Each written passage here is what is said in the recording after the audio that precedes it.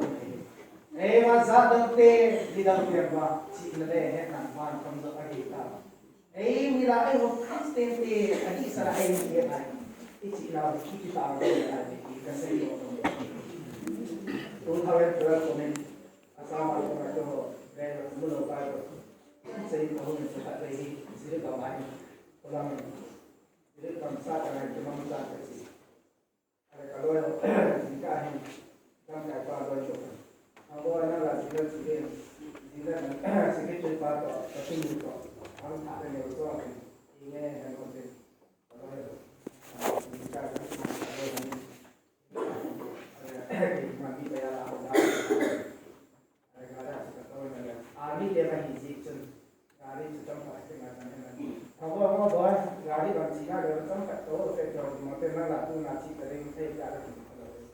Ada sama tu tahu. Baik lo nak lo tam. Itu lah kat dia dikira pada tu. Umisah orang kali anak juga pinaga le. Ada orang tu dulu masalah. Juga bilang tu kali. Ada mana jauh kan.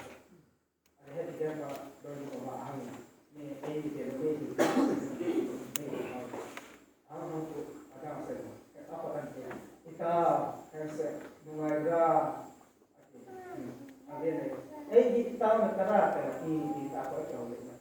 Ada bilang pun. Nasa kaya lere kaya pun saya dah nak hitam kaya oh. Kata asal kita nak nak. Eno saya nak hitam ada kaya oh. Kasih kita mana. Manga kita tengah kita. Oh. Aku mati ni ada mana. Oh. Kita asyik nak jadi rasulullah. Oh ya.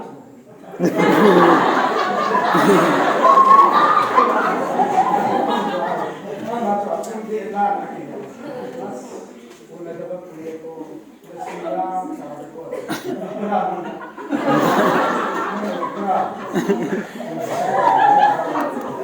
Yang mana tidak ada. Ini sebab dulu kami ni tujuan tu orang nama.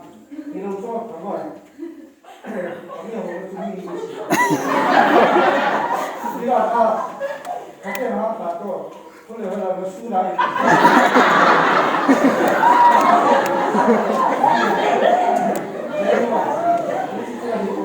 Asia ni aji kami.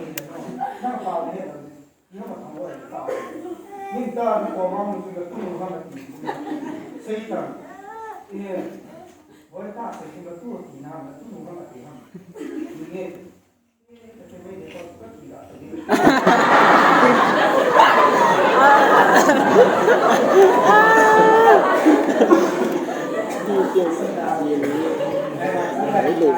Now we hope to start your way.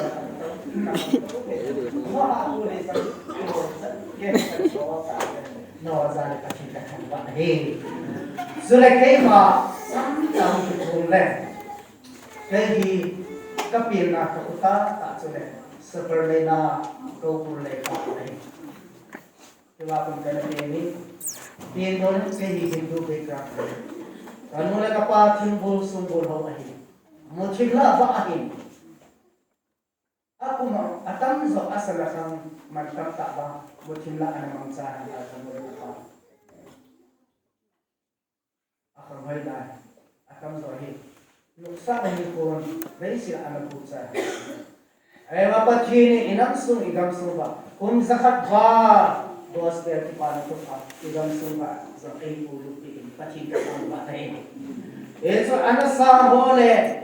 Gospel ki pana anam mucin ho chun amho dunga amho ha na ya gospel an kita bin ang bana ba ang ba de la kanu ne ka pa che namu na ya chun ne pa le pa le chu events is of pastor is a patin to say ang ke mo ang po chu eva kanu ne ka pa patin to apang pu ado da ka gospel ne ki pa ni pa ana thiet chu ni eva kanu ne ka pa Gospel tu akhirnya patin tu akhir bagi zisum kalau lekapa akhir tu ngai tu orang patin ketam pakai kalau lekapa no atas patin tu saya kacau ada miso so dan nama hujur kusna so kita coba ni ada miso karena ni bisa sangat jauh akhir zoe amura kita bangin kalau lepas gospel ada doa ay pakai jisu patin ba kan ba pa akhir ko ang ano anong si akhir patin ka ang ba hedin thatia bu lahin sa pamasape page tahun ini kamu biasa kumtum tabang kan din tun sa parmena kanam la nepali ko kaza namzo second daha patin za ang ay puti za hintin ako to din za hintin kau biasa untung kan ini tu kan mereka pakai sahaja apa seperti macam dah tiupal kita Kuki pakai angin ada ni tapi tiupal mau mengaku kita kecil lagi unsur kita kumah kan ada dia pasti kita angkat ini tahsa pundo lacu kanu zang kapai ani hana ne pali ke bang sa ho ki ko ke ho ki pa ho sin na ho tu sang bu le lao ke la ni ke ni na hela na ai so pa kai ai la ke ni pali ka ti ya kim khare ai tahsa ai su kamia za ni pali to ki lo hin pa chi ka tham pe lo ai ke ata le ka ni ai ni o ka ti ko pi zu na ka ni bo lo ko nam kaya kam ka ni bo la ni ka pu zu ya ita ka se ai ba ki la ya kan atam zo ke mo ni pali ma ka ti pa pi zu ni pali ma ka pu zu ya kan ka su ne ai ni kan ki ba pi ale idin asama kuna para ka ang phain ne pali ke pu zu hen mon ka kara ko mu te o pa te wan ihe ho na se ji ha bo ni na ni no ni pali ne ni so bo ina bo ka ni chu la ti ti ma ha bo ka jin se ni ne pali na mi zo ni pali mi la do he na ha de pa ti ka kham pa ai are ka lo ho cha mi la ke do chu ni pali to do to asa ji bo ko sa kim chu ta sa mo mo ka zo zo na ne pali ho ya kan pu so pa ke ta ba ne pali ka lo ho cha ai ni ka an chi pa de ai pa an ko de ba on do am da so ya ho ya ho na ka ni ti tu apa la chi na me ne pali ne ga de ke pu ani chu ne pali ki le ke ho tham ka ne pali to ki ho de to na ni ai ni to ki ho ke ho sa ni na so na ngai so bi ke chu ne pali ke se to pu ki to ki se ke ka ya pathin thu do ra kon so se ni da inam ni chu inam a ki kita orang usai tak kita orang yang tak kita pakai tak bukan kita tak sama ada orang terkadang kita cuma cakap itu ni mungkin orang ini orang pun kita orang deh ni anak saya yang dah benda itu ni cepat itu saya orang yang paling orang ini pak kita ada kita itu dia sasa pun sebagai anak ibu itu ada kita jual itu anak ibu pang kita anak kita kalau ini ko analysis zira ani ke hoki zira boy no ni ne pali ne tu so ne na temo ka hi lo ki na ne lo chi be la ne pali to ni jiba mu pa ko na ane si pa pula ko ki to no ni be la ne pali to ni lo ni he no min amo se tu ne pali ka cha ka ya lo ade boy ni pu nei pa ke ho le ho ki ke yo so ne no hầu kịp này còn hầu kịp là tuổi tiền này còn hầu kịp là cái hồi không sao ok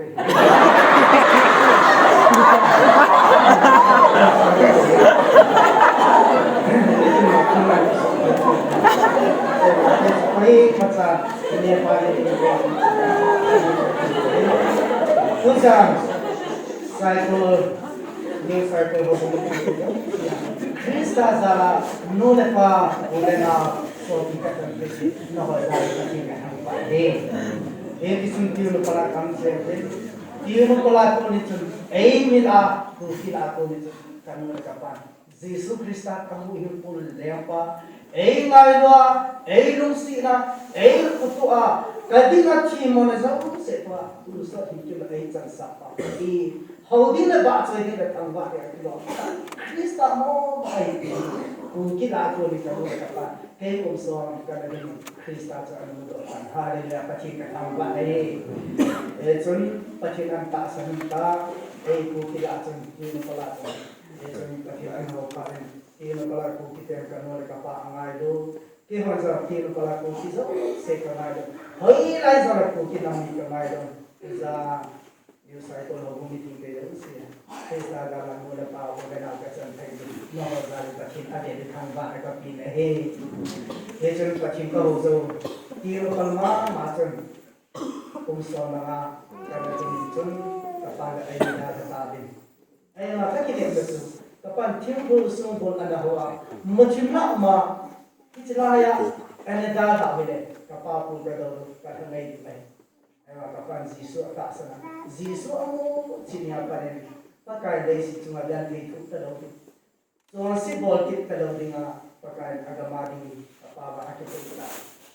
Ayo kita ini tu. Hici kursi le kutem karena hin kanu kapam yang mutai hijau ni. tu na sota loading lấy sini kungai ka loading ka hisin patinin ami thinte zo sela to am tira pakai gama van Jerusalem pakai na kapan asati zo sela kamu in lam tu ka kineme hale ya patin ka angwa dai hichi kam chu ahi ka insumite tu na na ka zati hane nabi na punzang agal ka hita yu hinawin zang chi masahon anagal ka namun hilai munari ka chumi ki ko hina ti tu zang pakai mini ave ai ki tim bin ai ejun tim pala ka cher bin tim ko jau se ja ngai lo le sai kum som le kum ngai hita ke no ya pesan ni le mai ni tim pala kriste ki sunga pe kriste za anai ta pe ni lai ana jianga te bau se ka ke hindu ka hin tu ka nu ka pa ka bo za kriste ki sunga ka pa thi ave ni thang wa na ka pi ne thì chúng ta mang in sle cái mà hình khu thứ bộ này là và thì nên tiếp kiếm sẽ miền này sẽ em mà cám biển dâu cùng chúng ta bằng cái này thì mình và thì điều sẽ ở đâu đi là ở hồi là hồi các bên anh muốn phát triển lấy sự chúng ta cái gì đấy mấy vang sự kiện cái ta vì mà nung cái sapon hiền mà nung cái sapon lấy sự chúng ta mình nuôi nung perin cái gì ngay si kakigerin tehi basic cuma awang si per kahita tehi minulu per kahita di kakigerin kakipah na atam zahir ko ahita ai macam pang di jun in future le sao tak so ani mo ko kum son le kum kang o tehi ibu tin kabul ka pai ka so kabul ka pai di china mo na ka si zo ahita di kinai si na ka di aka kum le Kacin ko maka kipin na ka sa am pagka ipiting alay si cuma ito ba ati kajian ay ano pala to nung ako na ni ngai lobin awin na chi nga nung ako ko khara ay kajian awin na ay musulin gulawan kasi la chi nga nung ako baru nga chi nga ay ko musulin pagano ay sokti kasi nung ako ay ngai lobin gole pa ite to achi china ay ni han khom ni ay ni pa khom ni ada kalau mau nak cakap Kakipah itu, ai saya fikir ada mau. Maka amau Kakipah bangga Kakipah pun lain Kakipah supaya ada asam Kakipah. Mula apa mesti. Kita kan yang bukan nama lain, sole di kamar itu nak kita bangga. Lah, mula apa angin. Ini pala pakai itu asai. Kamu orang kata jauh.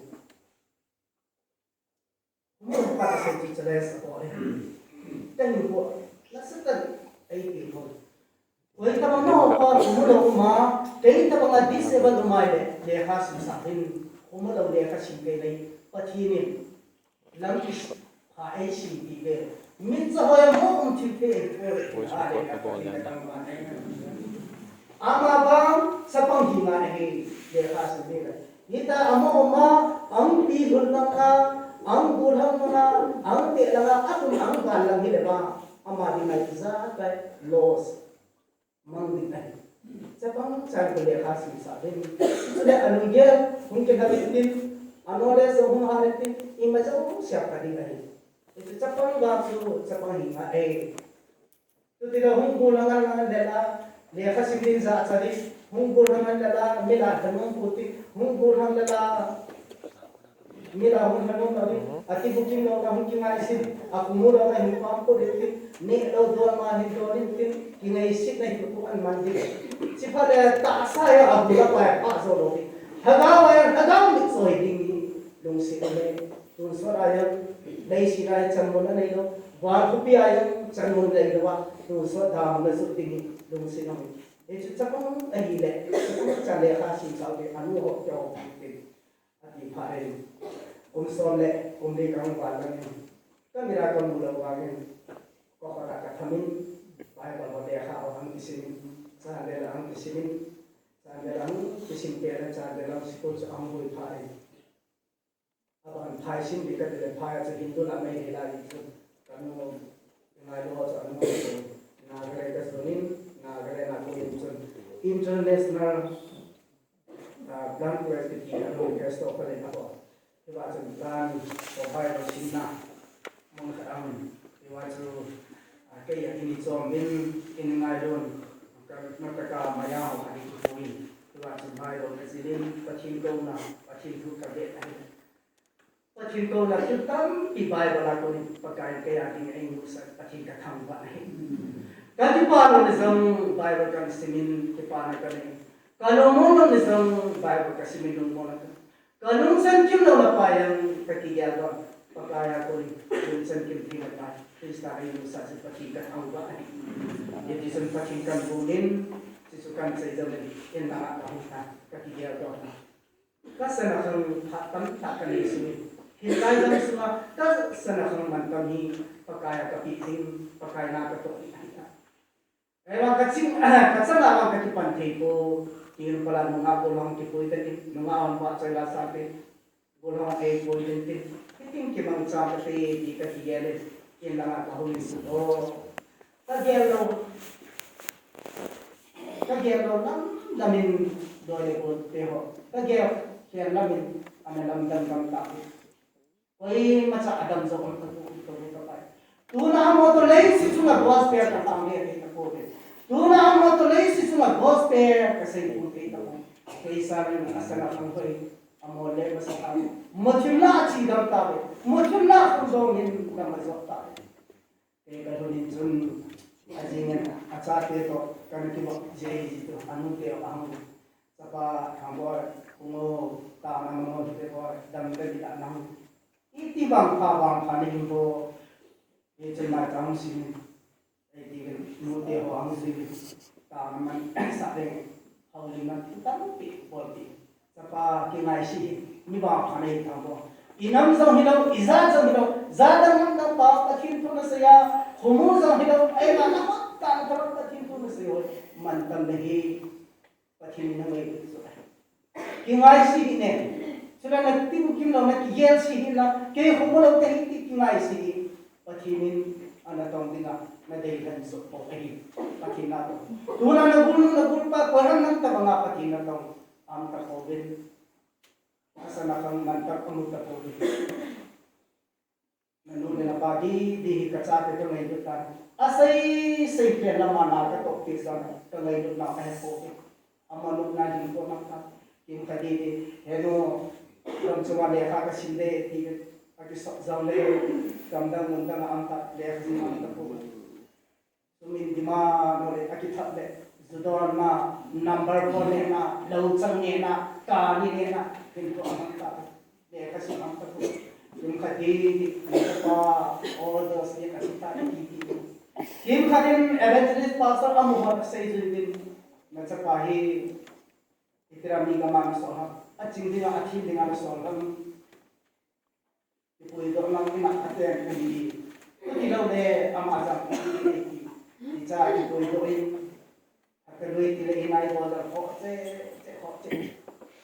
azona achi phare hospital ai ki poi jaw doctor nam ai ho sinalai nacha tene hel jaw rohan ikra ta chi ru kona ni Indian doctor ko atha boi ho am ta koi number phone se atha boi aki mota ko kim khane gaadi sin ai te ta kim khane zoo sin overdose ekta ai te ta ai ti hetsan ge ya ka chate chuma ka du kham ta ka long tem la tu na ngin kathina ko ai le ba ai ko kathina nu te ham ta wa in man pi win और इम्पोर्टेंट कबूल का पाइते कन मायका कन दिया लोग कन दिसुइन का इलान कबूल का पाइते कन खुशी इबु किम दबिन कन की माइसी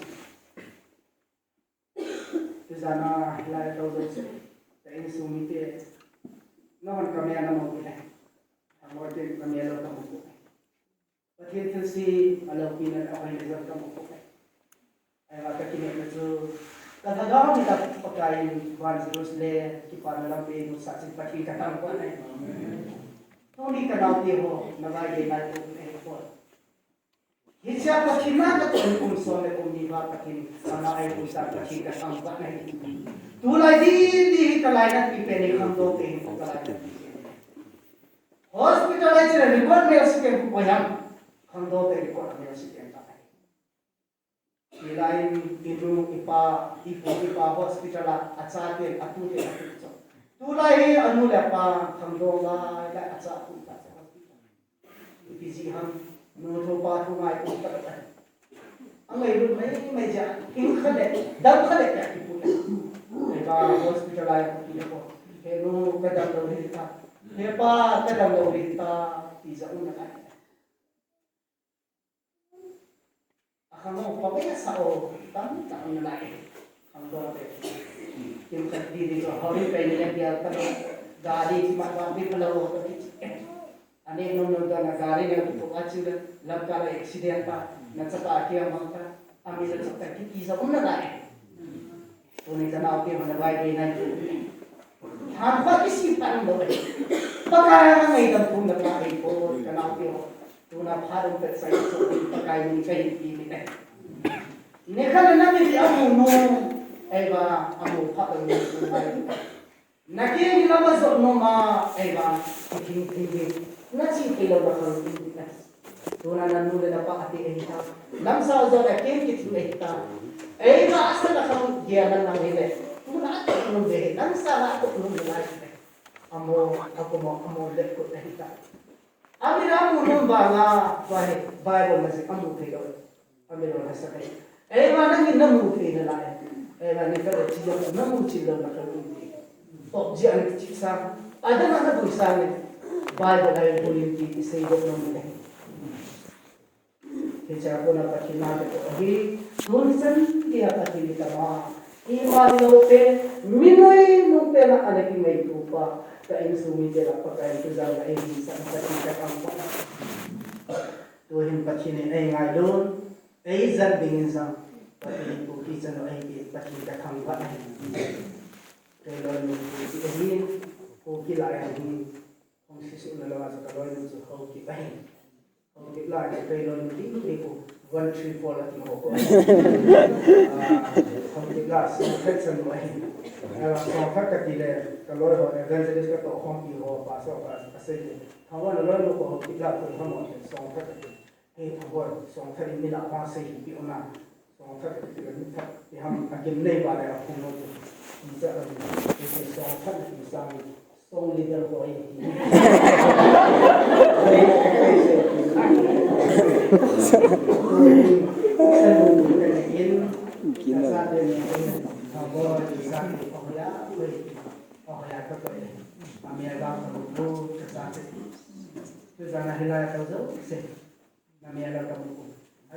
sana kacate limit okay kamu Amerika kamu ko kaya kan katunti na homer kamu kacame mudi kakile hari pakita ang ko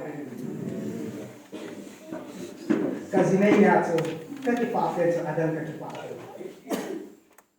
hu kamu ta kakitso lam kalaway lam ka para tin pala Kakipah ini ko nasa dara ka to na hu kamu ta ay so kakichian pizia kazinay pizia Kakipah ay ko na kazinay siya Kakipah ay ko hukam ta kazinay mo na chiding kato na mo na ko ding siya acha hukam ta Kakipah ay bang Kakipah lang ng kalusin ng so amya ka mo pa sa gara sa kato kan kasi kalungyo pagka in katong kape petin pag katong kape kalau lebih ambil pede ni musa pakai itu. Azal ini kita mana minum mana dehana. Apa nasi lu kok minum motor? Jadi sesi idam kerja sih. Itulah tak seperti ini. Kami di hasaan itu aja di dehana. Oh apa yang ada? Malaysia sekarang Boy mobil sih.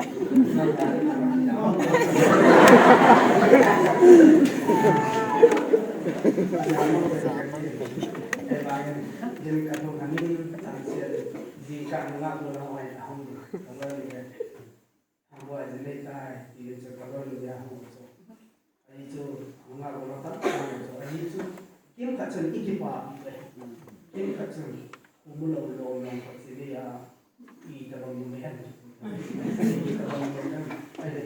kalian kipun, dia pun kalian kipun, itu yang ini dunia. Ada dengar kalau angin, ini kasih kipas di sini kan, ini kasih kita bangun mereka kan kipun tu lah. Oh, mau dia selesai sih, tidak boleh kita bisa sih hak. Ada dengar kalau itu, hebat boleh cuma maluan tu. Ini semua kami kati, dengar kalau ada saya kapulin. Ini semua kalau itu kan kau tahu kan. Ada ni, jadi supaya istri sih, tapi kau kasih dua. Istri sih aku, Kakipah aku le aku heboh sekali dia ni. Sebab apa ini nak? Kalau kau dewa macam saya pun, kalau orang itu pun masih lagi sahaja. Jangan saya pun, jangan kau nak kembali. Mak orang saya pun kerja, kembali ke aku. Yang boleh,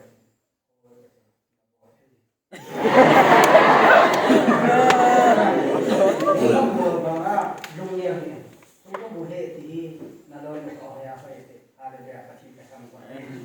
Nuh dia boleh musik tu. Kamu hanya cuma nalar nuh, kau yang mana? Ini semua ni hendak kata. Ada je.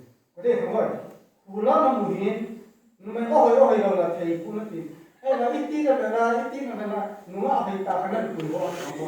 Itu na mua, itu na kan. Itu kemuran, itu kerana pakai di hanti a, pakai di muti semua. Orang pakai tu orang mau di kan. Pakai di orang, orang dia buat apa habis. Pakai mula di Indonesia. Kalau satu dah, itu na kan. Awak itu na mau. Kalau awak biasa, tak kan. Mula. Oh, yang ni dia kan kawan, dia. Kalau mau biasa, tapi pun agak berbeza.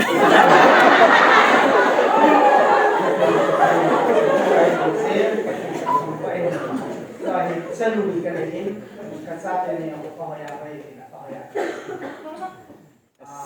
Kasar waktu ini aku angin, ini mereka sahin, kami nak hingga itu. Tahu, ani nanu kuat, ani tak makan hitam.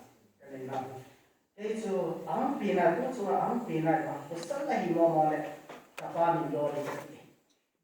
Aji tu abu nu jang kanu kyo hanya paling ni kita suan terus aja tu, api nu ni kapi ikan, atape nu ini mereka sahaja. Ani na hu pina besar lagi ba kapan man kalau kapan jual sahaja kan, ang pina kita nu mereka ikan. Suat hega hilang.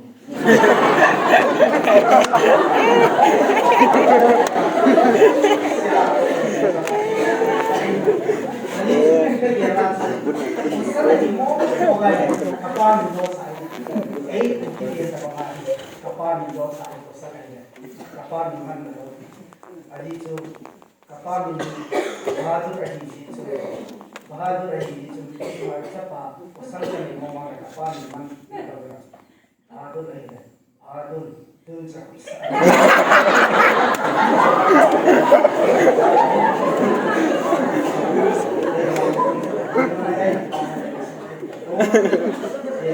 Saya dulu kan itu aku dorang kerja ini, semua yang tunggu kita tidak nak dorang itu nak topik ini sama masih ini, mulai dari HESOH pasal itu saya dah kerja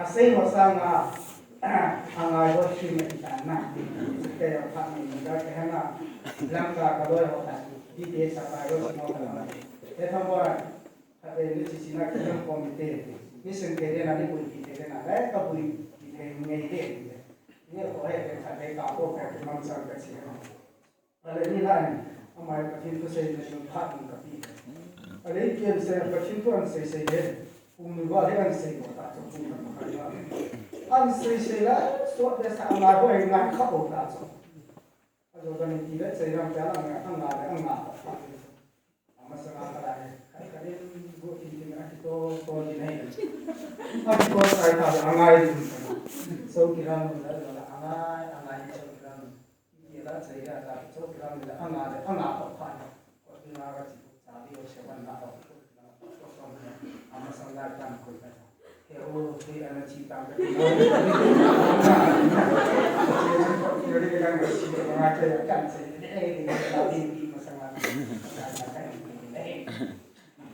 tu zara topik ai dei diuri GENTHEI HESOH kuma Kristen musuri topik akan ini ai chu mi atam zo non ta pakhin hodi non ta bangam ka di atiya kim khachule anule pat Kristen hi in aso chadi min atiya kim khachule apwa pa khana Kristen safa pe in Kristen in small se aso chadi min atiya ai kim khachule batas ko de ya Kristen ki de ya wan gam ka di atiya ni Eva tu zana Kristen nang leke ei de kan tu GENTHEI HESOH kuma anung zui ei ko pati thang bai mandang hechring sun tu zana topik akan ei kaya Manipuri bai bai ni sabai ko Kuki pa ka sun do na ko mai ya amka English amin mizo pa ai ko lo se amin ei Kuki kai pa bai ko na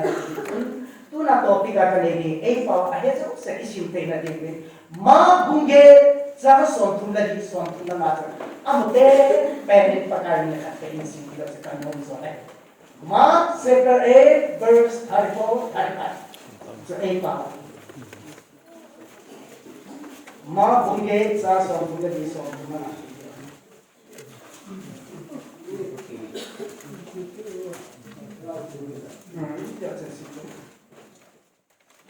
Mark bunge sa suatu lagi suatu nama. Tuin aman, asi juiken le, mihan pisu ayenga ako ben kazawa. Koi hile kanun ei bimo macun, ma tuai to manlang atun per manlang kanun diuvin. Jene hile, koi hile, ayinna ko hinno macun, acan ni ma bang koi hile, ke ma jan le, ki pan pa jala ayinna jan cun. Aku hinno hi atau tinggal lebon saya apa PATHEN mungkin handang tahu lebihnya zana tanpa soalnya pakai nama kaki kita ini pakai nama zina ini Kristen penukat mulau GENTHEI HESOH kat mulau di kecil nama tu doa kamu nanti tanpa ini normal pacinawa bangkang kalau pun pakai Kristen ini meja yang sok sedih lam tahsa tu nak kasut nau lam di tabang ham di tu zaman ni usai kalau kami tidak tak ada lagi sahaja nak pakai asai di nak saya lagi di imla doa atau tu se kasut dia nak kau at se dia mungkin dia musuh nak mungkin pulang lagi sana nak mungkin hasil nak mungkin tu lagi semua tahsa saya lagi di nak dengan kapakai jisu kami kata begini tu zaman dia lo kita ini semua Jadi tu dolhi, hingga masuk bahasa anak Musa ahi, hingga orang Jawa aja, soal tiada, tu lagi Kristen te, kamu tu dol jadi anak Sisa. Kemui te hi acing bai ahi tabin, kemui te ahi kece ta, amanu dan ni dapat zota, kemui tam pi alam bai dam tai. Tahsan masa honsa, sudah hulu di tahsan, soal sate kenal ane kita untuk lagi, tapi tahu baik nama lang. Jadi tu ipiham tidak, tu lagi Kristen tu doa sesuatu. Tu lagi Kristen ni, iman dan nam kewaluta, iman dan Kristen kita, iman ini nam masuk celingan ijata. Setelah iman kita dan Kristen itu kita kan bisa. Jadi Kristen dita ipun lau zibin, iin suat sama ampe po, yaho bung suat lomo na ampe, ampe po. Igam suat sama dari kipara ampe po. Itu siya. Kristen atak pa suam sa penta po. Emat buddha dan emat may putan. Pati ni hau ta zibin. Pakaya po ni Kristen tam, aday na tam. Kristen hukar po ni Kristen tam, ako na tam ta. Itu zara nang Kakipah. Jisu nung nazwina, itan dia HESOH na tu hampi, tu zaka pen igya rin pagkain kahinti. Jisu Krista daya analel lain, ministry na to lain so jisu nu si hoy koi ma ki bang ko ke tuna nei sungai na ta san ki bang lo nanu na pa ta san zo nang ta san bang ki bang lo nang ta san nanu ta san ki bang lo nei sa pa le nei na ta san ki bang lo na ho ku sunga nei sunga na ta san ki bang lo jisu nu na ji za zo so ba lei sa na dum sui le ta san na dum sui ya jisu nu ki sui le jadi aku tu zaman itu nasi dipakai polisi ada. Yesus Kristus lea lea. Anu sui wajah kita itu ahli. Yesus nama sui ba, koi mak ada juga. Kim kalian sana pengalengan ya, miasang sang anak baca. Itulah aku saya sang anak pengalengan anak baca biasa ba. Amai sang anak ngasuh. Kita tak boleh. Kita tidak boleh. Anu zero ke jisu ni asli ka ya cara kengal ngani asang sang aba aja cara ni ngak cara jisu awa za pun dalai ke kim hatsule mitso elma sudam mental mitso elma sudam botu kitira kamkat jawa to kibo amo cha kita ama mitso elma sudama na konsep mo ya sudam kita apa ke ama kim boy mis dam pai ti amo hotun ahe hotun jisu nama awal ta dam na ngai cha jisu ade ta dam na ding hilo hagau dam na ding hilo ta sa dam na ding ama su bu ding ding akin kisu hade ding jisu asu ai ma so sa tule Kambatsun persis otun agiat ke. IPS ya, ita bang pro za, IP mo se, mi hesa pihin anu azia, cina, mi hesa pin, kita se sama azia.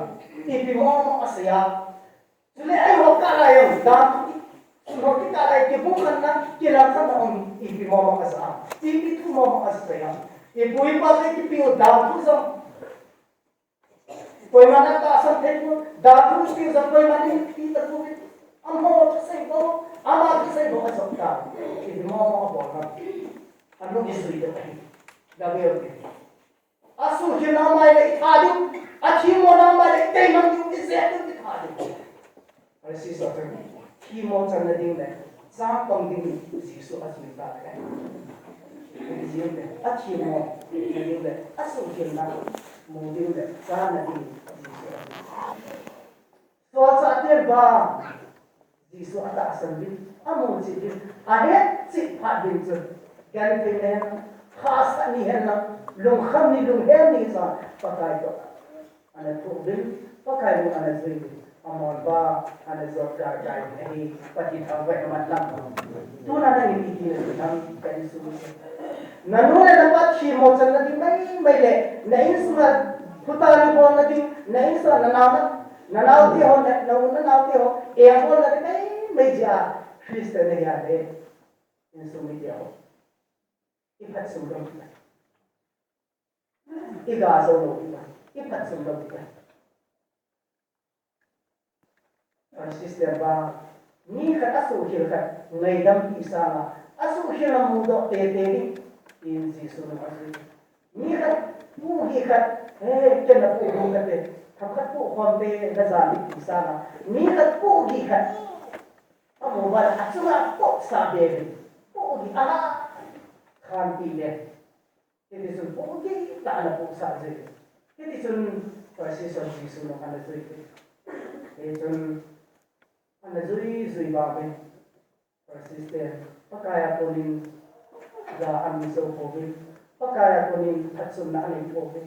Pakaya po nin Kakipah itu ambil cipu, saya tu anak mang tahsa, anak hamsit tahu, hagawa jang anak gata po, tapi tahu baik mana. Mi thamkat su, anak dalam tu, jisu awal, akhirnya, ata asas sebut hidri mai anak ngejar jisu, hagawa benda anak imus kapu, hagawa ini jana anak awal.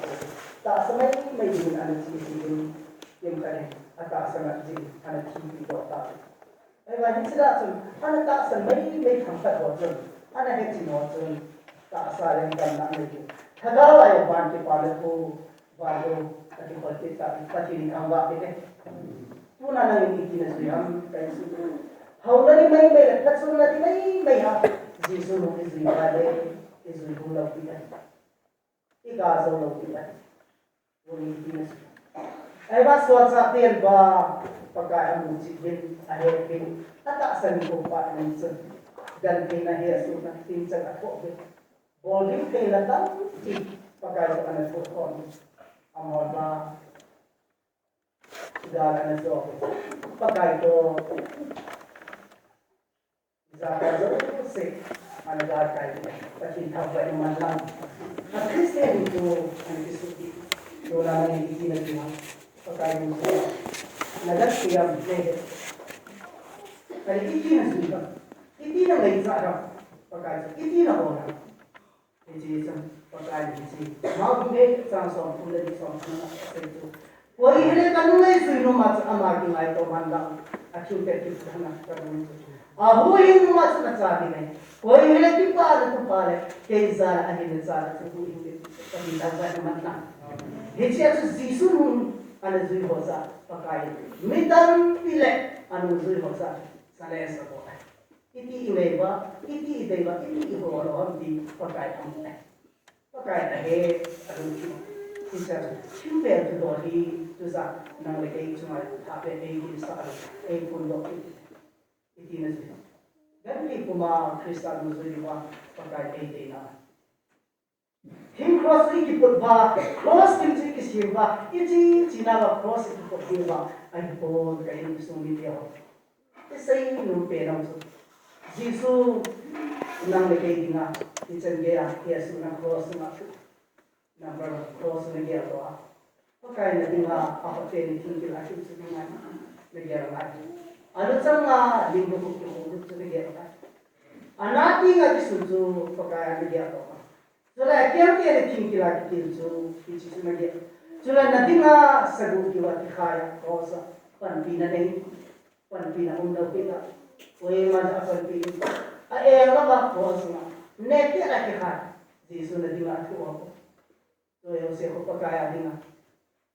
Na kunga, na sana, na kipinga. Itu jauh secara macam yo follow kanu itu ya. Ako ni kaya tulong pa ako hindi dito palitan ka naman na. Kasi sa Kristan uso na kung man patulaw kayo. Gan pinay po di wali. Bogan kaya ang say sila zapi na hindi natin. Kasi sa pagkaya di nga asahan lang siya. Hindahin mo kita. Kasi sa Kristan mo kayo po kayo. Kaya ipiragan kita ilay mo na kung nga. Wala hindi hindi so Adam to kill so hambat. Ewa ba ano kita untuk pak experience hambat ini kumulogi pati itu saya tidak minta so sense aja deh ini loh ada yang acung deh kalau dia tu umai macam nak kita menarikta dia apa pun deh itu mahung kita bisa apa maka ini bisa jadi asal nak apa ini nama evangelist pastor orang itu om ini ina pangdian tidak dia kalau umai Tulay kang sino tayo. Ay mga sosa pulin. Excellence. Evangelist ho. Pastor ho. Katah excellence. Ay bola ko. Ayza. Pati kakang pa na. Ay excellence din sila.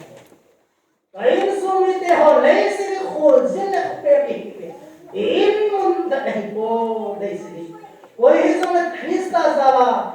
GENTHEI pulau koi ma parpon sorga sa ko ke GENTHEI pun kuma pakai mobil itu pati pakai ma itu jalan pati ma ko sudah nilai itu sen kami anamu sen kami aloka sangka bulo ini sangkul hobi ay mata kini ada sedai sidia so tak lo di kini pakai dong kerunti ni saya tu lah hobi video senang yang kamu dekat ini nak hari dia pakai kat angkat itu salah pakai nak tu itu salah Yesus ni betul tu salah hilai kami yang namoba wan kopi kami yang melawat tahu mai di kaki tu na kia ni ne alam izot ba pakai Krista asin lam tu izot kalawa kini lam isuti oi la ham to ni ke hal chiro tuna barita itu son mo he chiro mai ke ama wan na ta sa hin ko le da ga ni ati kan ba ni la ba tu son mo ni le isi yang na chini la pachum ta lo ni kap sang na chum pachum ta lo ni ma sang chi ti ki yang le sa su lo ni na ta ngai da am ta lo ni so se to ka na din chi ta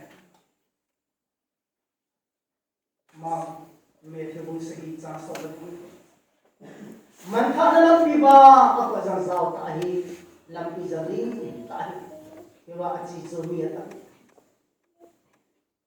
hinna lam pi ba a ko jang a simin lam pi za a ki chi ke wa cha kam mo tho me ti pa din tham ba na man lam pi tu na bai lai mun ham tu so ki so na hi mun ni chi ama wa to na mu chi lo me na ta sa hin ko le na ga din ko at ki khadma na tu so mon ni ba te kan di sino mi yang na chun mon khala ichi diu o no mi yang na chun mon khala ita sama o ati kim taw le ati kim zo lo te zo le ati kim lo zo sini ko le kim sara in di ku ki kan di ye china ki khan kaw mai tha ki ba nam lo di ka le ba na hum ki di kai ye chi pha le he no ka chi nom ta ko he ba ka chi nom ta ko kau kapi kacing tapo ichi tau tau mai tam nam lo ding dong se na ima na zonap saya na ke share mang zo chini le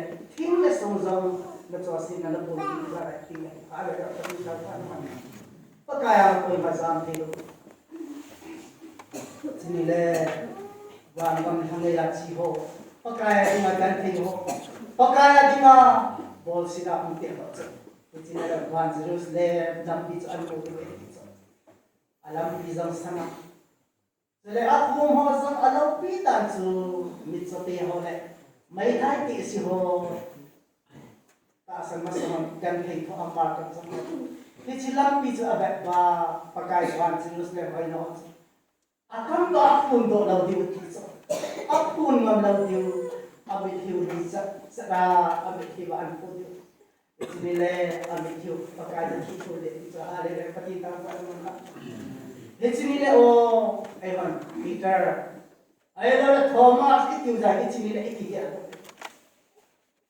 kahanay na mitso yung talaw sagaya yung talaw may tayo siya yung talaw inisawa yung talaw isiram sutuzan kaisong nitiyo ilo soba idal sub na din GENTHEI HESOH pumin Kristanong suiding pagkainay ko ipinay pati tawag naman lang kasi itun tuzan kigelo ipin GENTHEI HESOH puma pagkainay ko ipahin pagkaisang lang dingagan ipin kilpana bole min na saypat daw dinay sulat nasa alay sang kaya min na dam na alay dinay sulat kilpana alay sang kaya min na saysit dinay so pagkain sa anak ko sa ahi ako ni gaya tulong pa ako tulong dito pati tawag naman lang min paano le si abay na lehan lang paano le si pumpilehan ay hinasang ka Kakipah sundan at inalan sa GENTHEI kuma Kristanong sulibe hatsam sa ikihuling namin din kaya kapawahin po kano pa sa ahin po kasi hirong leho kung bisa ni ngai dam bilang pachini sa ingadam isay doon le kunay panikon sa yung patay bukong tin mi pawa pachin to say ahin kaya agapit sa ministrya kanatong lain kaloho kahilang kalahon ay pagbuhat nang watay kuki pawa pachin to saya kabebe pawa pachin to saya yung buto mang satakan manipulat mga kabebe pachin to saya nasa ikirin ako ingin ada kiwa ministrya so urang tabung dinahila kalau pada pasien saya ini kantor ini nak cintaan mobil ada pampen ada pasar kantor tahun di sini jangan di Kuki tempat itu lupa nang meeting nang apa hari kita ada ama apa itu Kakipah hari ini oh nasi itu ya kok ini nak cintaan mobil ini nuna sekolah tam tak kecoh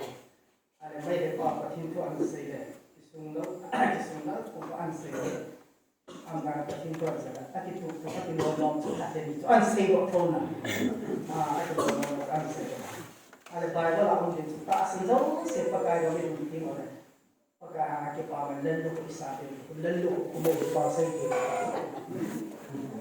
pa ka man sa len ti tu za ni ka ti sai ale ba ra ke de chỉ mấy cái bao tiền tạo các cái lá họ mà ông hồng qua các cái lá kia rồi các bao cái gì đó chỉ mấy cái bao các ông cái lá khác cái gì đó ta biết được ông mà lại mà mình chỉ là cái nào là cho anh cái gì đó cái gì đó sao vậy không Kuki ở cái số nghe qua đây ở cái số ắt bắt Christian ắt bắt thằng tàu mà cái đó sau đó chắc phải cái đó Isona cái coi là phát ra tu pi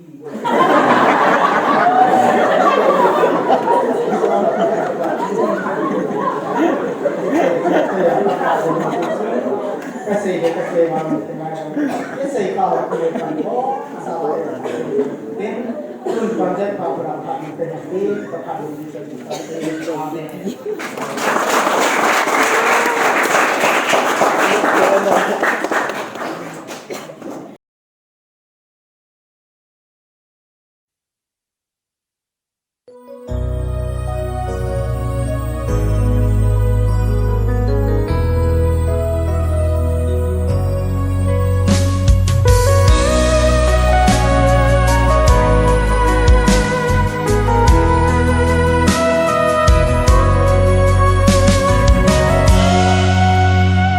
đầm lai lê xịt na cái hình khó bụi cái nhìn ô lên giờ hầu nắng cả ngày xịt na làm kia chát lê mình là kia chát là van át sự em hoi làm salva in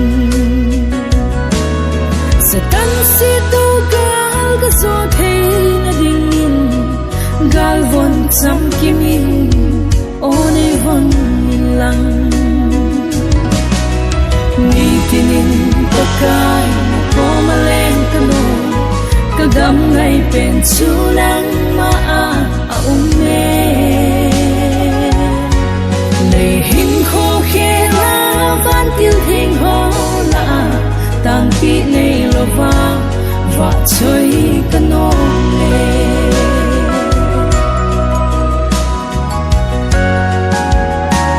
When I may be singing, planting a bomb, and then at na vein kalele, kalha among tepo, galgam mahin, sol nagam no, kalhun kasi in, nagam hoy zoning kahong kipane, hin ko ahin. Cùng xót ta lâu đình ni tinin pakai ko malen kano kagam ngai pen chulang ma a umme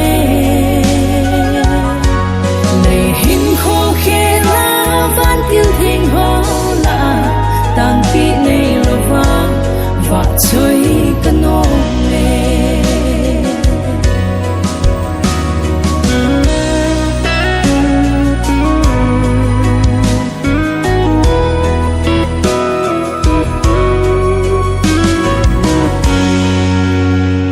kadam su sot lâu cha ahin jesu na ken bula kano me na thu hil na thu ta le o na lam thing chu le hoi na sangin heng so e kadam lai hin kho abe ting le na kong maleng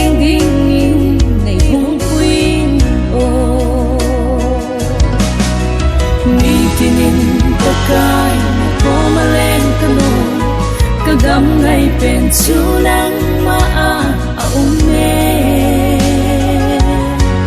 nei hin kho khe la van til thing ho la tang pi nei lova va choi kano le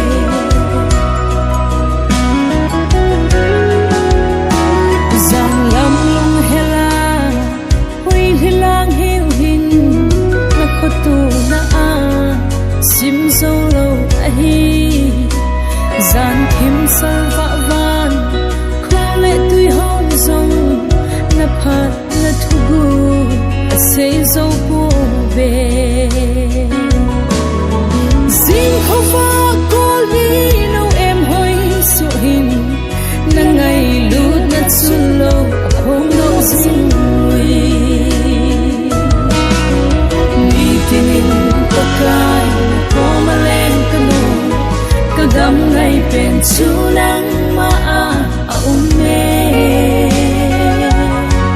nei hin kho khe la van tiêu thing ho la tang pi nei lo va va choi